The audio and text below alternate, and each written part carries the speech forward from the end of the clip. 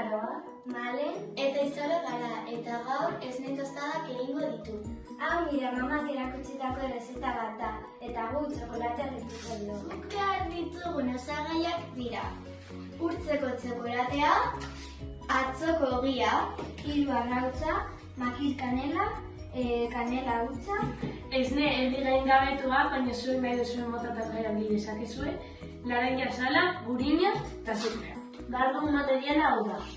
Arrautzak irabiatzeko bol bat, txokolatea urtzeko lapiko txiki bat, esnea, makil kanelak eta azukrea berotzeko lapiko bat, esne tostadak prestatzeko zartagin bat, esne tostadari buelta emateko espatula bat, esnea irabiatzeko koilara bat, txokolatea irabiatzeko beste koilara bat, ogia mozteko labana bat, egina sartegina jartzeko beste labana bat, arrautzak irabiatzeko sardexka bat, txokolatea tostadetan jartzeko beste koilara bat, eta laranja zuritzeko tosta. Azteko amantakak jarriko ditugu, eta eskoak garrituko ditugu.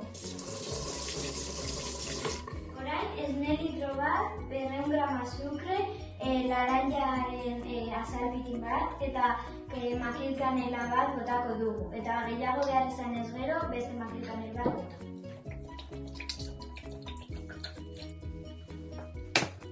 Ondoren, esne pitin bat bota lapiko txikira, eta txokolatea moztu zati txikietan.